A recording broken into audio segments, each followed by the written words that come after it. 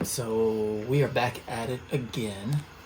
This is day one of our adventure, and we showed up really late. So what we got tonight is some refried beans, some tortillas, and we're just gonna hang out for the night, relax. And then I've got some cool things. I'm excited about this trip. We got some pretty cool things. I've got a solar panel. I've got a battery. I've got a little charging station that goes along with it so we can charge up our phones and our battery packs. And then I'm still waiting for the inverter to come in. So we'll be able to run, I got a 5,000 watt inverter, so we're going to be able to run AC and heating. So probably going to do a little more cutting on the range. And I think that's it for now. We'll kind of figure it out as we go. Yeah. So we got to put up some hooks for your gun bags. Yes, we're trying to leave space in here, so we're gonna do some hooks for the pans. So when we get here, we can put the pans and everything, the pots and pans outside, and then hang up the gun bags, and that way we maximize our space here. And then we'll do some load development testing with the 300 blackout and 9mm, all that good stuff. So we got some cool stuff planned, I think. And we have our fur babies. Yes. Mr. Maverick, he hasn't been on in a minute. Yeah, and Bonnie Mae, my little princess. So that's it for night. We'll see you guys in the morning. Smoochy boochies.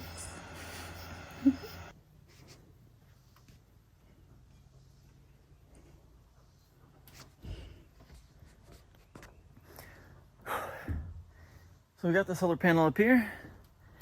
I think I'm gonna end up running 2 different systems. I'm gonna have this small one. I think I'm gonna have that set up to where I can run just a small like strip of LED lights. And I'm gonna also use it to, I think while I'm here, I can start charging the batteries for the game cameras. And then probably next time I come out, I'm gonna get actual solar panel for the game cameras. And then this will be to charge some batteries. So we have some type of electricity for the cabin. So now it's time to just wire everything up. And I'm gonna put this off to the side because I think my plan is once I kind of get done with the range, when it's not too terribly hot, is just shoot from right up here. So we'll see how that goes. And we officially have power. So I got it hooked up to the battery, hooked up to this little bad boy, and solar panels on the roof.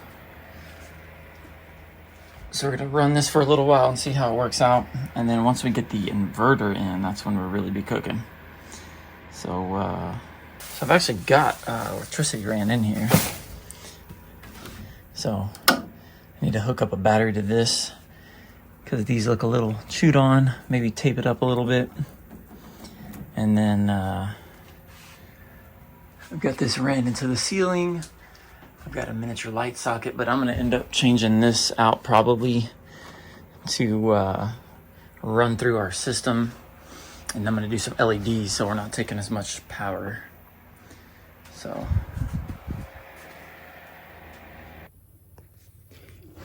got the solar panel put up and it's time for breakfast.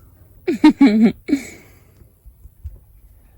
gonna eat some breakfast and then I guess run the other wire, get that whole thing set up, and then hang up some pots and pans. Well, we got some hooks set up so we can hang up our pans. And then we got one downwards that we can hang up our cast iron pot. And then we got the electricity going, a solar panel off the grid. And then we need to go get some water, so we're gonna run into town. And then a little bit later, we're gonna be visiting this guy here. So stay tuned for that. All right, so I'm about to do some bullshit. Some demolition. So unfortunately, like I've mentioned many times, if you watch these videos, is there's rocks everywhere. I can't dig these rocks up because they are probably into the several hundred pounds, 500-600 pounds, but I've got large ones. So y'all gonna watch my my absolute failure. I'm trying to hopefully bust these up enough Attempt. that it's not hitting the axles and whatnot. So.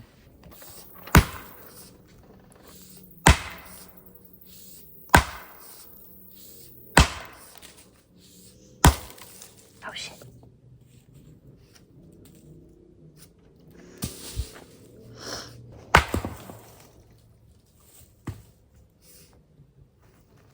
Ah, motherfucker! It's on your shirt. What is That's it? the bead. That's the bead. Got you, babe. The bead didn't get me the fucking... Move. He got you, babe. He was shriveling up. Put some ice. Fuck! He got you. What's it look like? Nothing yet, just swollen. It hurts! I'm sorry, I was recording. Not recording, getting stung by a bee.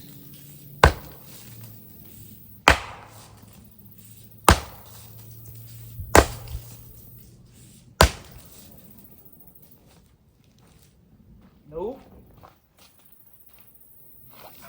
Fuck! Yep, we're stopping.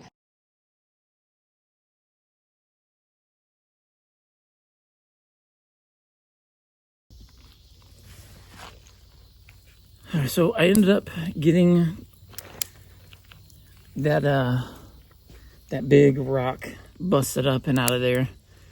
But what I had to do, because I got stung 4 times, I got stung on the ear, on the hip, on my back, and on my arm. And then I had a couple that ended up not stinging me, but they got my glove.